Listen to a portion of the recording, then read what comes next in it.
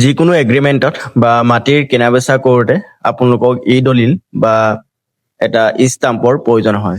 চ' আজিৰ ভিডিঅ'ত আপোনালোকক মই দেখুৱাম আপোনালোকে ই ষ্টাম্প বা ই দলিল ভেণ্ডাৰ লাইচেন্সৰ কাৰণে আপোনালোকে কেনেকৈ অনলাইন এপ্লাই কৰিব পাৰিব। সম্পূৰ্ণ আবেদনৰ প্ৰক্ৰিয়া আপোনালোকক দেখুৱাম। আবেদন কৰোঁতে আপোনালোকক কি কি নথিপত্ৰ লাগিব আৰু কিমান টকা প্ৰয়োজন হ'ব আৰু কেনেকৈ আপোনালোকে আবেদন কৰিব, সম্পূৰ্ণ প্ৰচেছ এইটো ভিডিঅ'ৰ জৰিয়তে আপোনালোকক দেখাবলৈ গৈ আছোঁ। গতিকে আপুনি যদি সৰুকৈ এটা দোকান খুলি আছে, তাতে যদি আপুনি ভেণ্ডাৰ লাইচেন্সৰ ছাৰ্ভিচ দিব বিচাৰে, তেন্তে আজিৰ ভিডিঅ'টো সম্পূৰ্ণকৈ চাই থাকক। চ' আপোনালোকে এইটো ছাৰ্ভিচ দিলে এটা ভাল ইনকম জেনেৰেট কৰি থাকিব পাৰিব। চ' পলম নকৰি আমি ভিডিঅ'টো আৰম্ভ কৰোঁ।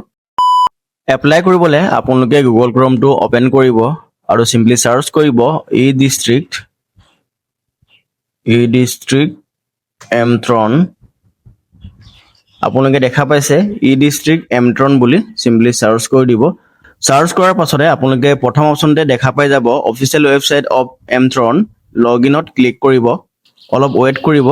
ইয়াতে আপোনালোকে দেখা পাইছে চাইন ইন অপশ্যনটো আহিছে, কিন্তু ইয়াতে আপোনালোকে চাইন ইন কৰিব নালাগে।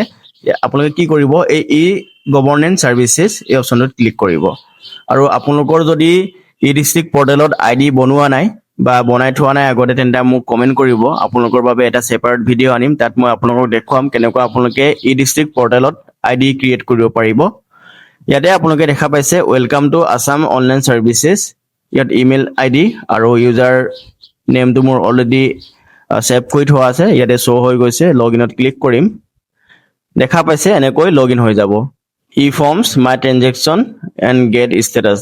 ইয়াতে আপোনালোকে কি কৰিব, চেলেক্ট অপশ্যনত ক্লিক কৰিব এণ্ড চাৰ্চ কৰিব vendor application for stamp vendor licence. আপোনালোকে দেখা পাইছে। চ' আমি ইয়াতে ক্লিক কৰিম। ক্লিক কৰাৰ পাছতে ইয়াতে দেখা পাইছে গ', ইয়াত ক্লিক কৰি দিব। ক্লিক কৰাৰ পাছত আপোনালোকে দেখা পাইছে এনেকৈ ইণ্টাৰফেচটো খোল খাই যাব। ইয়াতে আপোনালোকে দেখা পাইছে অনলাইন অপশ্যনটো, ইয়াতে ক্লিক কৰিব আৰু ছাবমিট অনলাইন অপশ্যনত ক্লিক কৰি দিব। চ' এনেকৈ ইণ্টাৰফেচটো অ'পেন হৈ যাব। ইয়াতে আপোনালোকে দেখা পাইছে application for stamp vendor licence, মোহৰ বিক্ৰেতাৰ অনুজ্ঞাপত্ৰৰ বাবে আবেদন। চ' ইয়াতে আপোনালোকে কি কৰিব, এই ডিটেইলছখিনি ফিল আপ কৰিব লাগিব। ঠিক আছে, ইয়াতে আপোনালোকে লেংগুৱেজটো চিলেক্ট কৰি ল'ব, ইংলিছ, এছামিছ, বেংগলী, বড়ো, যি ভাষাত আপুনি বনাব বিচাৰে বা ফিল আপ কৰিব বিচাৰে। চ' ইয়াতে মই ইংলিছটো চিলেক্ট কৰি লৈছোঁ। তাৰ পাছতে ইয়াতে আপোনালোকে ডিটেইলছবোৰ ফিল আপ কৰিব লাগিব। আবেদনকাৰী বিৱৰণ ইয়াতে আপোনালোকে দিব লাগিব। দেখা পাইছে মিষ্টাৰ মিছেছ যি হয় এইটো চিলেক্ট কৰিব। ইয়াতে এপ্লিকেণ্টৰ নাম লিখি দিব। ঠিক আছে, আৰু মোবাইল নাম্বাৰটো মেণ্ডেটৰী আপোনালোকে দিবই লাগিব। এণ্ড দেন ইয়াতে দেখা পাইছে আপোনালোকে ফাদাৰ্ছ নেম, মাদাৰ্ছ নেম অপশ্যনটো আহিছে, ইয়াতে আপোনালোকে এণ্টাৰ কৰি দিব। যিকোনো এজনৰ এণ্টাৰ কৰিলে হ'ব, ফাদাৰ বা মাদাৰৰ। আৰু নেশ্যনেলিটি ইণ্ডিয়ানেই হ'ব অভিয়াছলি, সেইটো আপোনালোকে এণ্টাৰ কৰিব।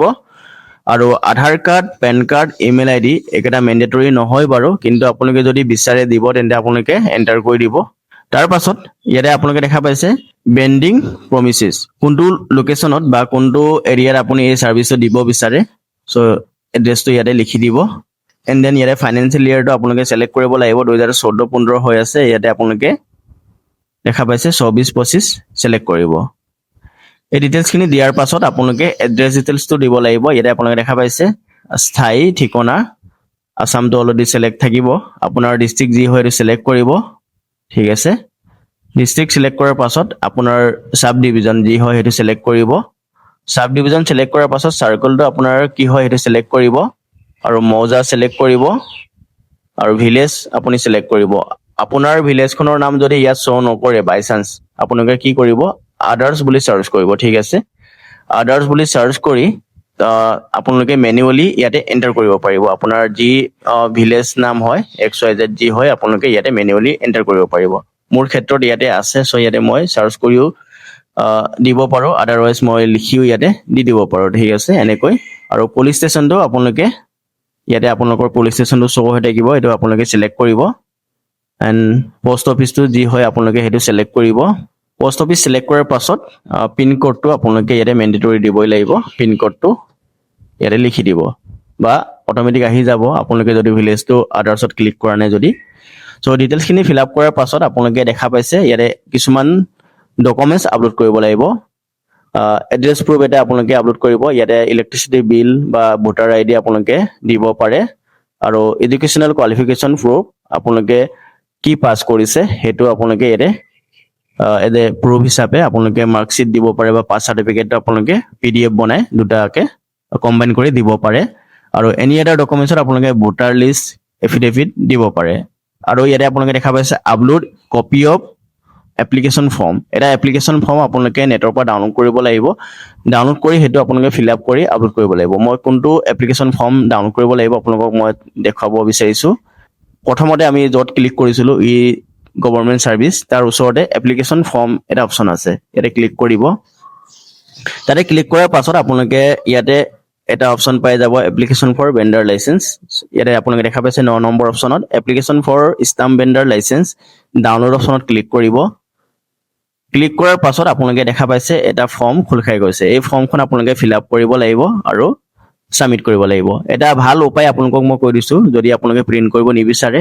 এটো আপোনালোকে মোবাইলত ডাউনলোড কৰিব মোবাইলত ডাউনলোড কৰাৰ পাছত আপোনালোকে হোৱাটছএপৰ যি আমি ষ্টেটাস নৰমালি দিওঁ ফটো ষ্টেটাস দিওঁ তাত আপোনালোকে নিব আৰু এই ডিটেইলছ খিনি আপোনালোকে মোবাইলতে ফিল আপ কৰি স্ক্ৰিনশ্বট ল'ব স্ক্ৰিনশ্বট লৈ আপোনালোকে হেতু PDF বা JPG ফৰ্মেটত আপোনালোকে অতি সহজে আপলোড কৰিব পাৰিব যদি আপোনালোকে প্ৰিন্ট আউট ল'ব নিবিচাৰে ঠিক আছে সো এৰে মই আপোনালোকক এটা ইজি প্ৰসেস কলো আপোনালোকৰ কথা আপুনি যদি প্ৰিন্ট আউট কৰি ডাইৰেক্ট ফিল আপ কৰি হেণ্ড ৰাইটিং এ যদি ফিল আপ কৰি আপুনি আপলোড কৰিব বিচাৰে হেতু আপোনাৰ কথা আৰু বাকি ইয়াৰে আপোনালোকে দেখা পাইছে কিমান পেজ আপোনালোকে প্ৰিন্ট কৰিলে কিমান পেজ স্ক্যান কৰিলে হে সকলোবোৰ দিয়াৰ পাছতে ইয়াতে ক্যাপচা কোডটো আপোনালোকে দেখা পাইছে ক্যাপচা কোডটো ফিল আপ কৰি সাবমিটত ক্লিক কৰিব লাগিব মই গোটেই ডিটেইলছ খিনি ফিল আপ কৰি আছো তাৰ পাছত নেক্সট স্টেপটো আপোনালোকক কৈ আছো ডিটেইলছ খিনি মই ফিল আপ কৰি ললো ইয়াতে আপোনালোকে দেখা পাইছে প্ৰিভিউ অপচনটো এবাৰ আপোনালোকে চেক কৰি ল'ব কবাত যদি ভুল আছে আপোনালোকে এডিট কৰি ল'ব আদাৰৱাইজ আপোনালোকে পাছত এডিট কৰিব নোৱাৰিব সকলোবোৰ যদি ঠিকে আছে তেন্তে আপোনালোকে সাবমিট অপচনত ক্লিক কৰিব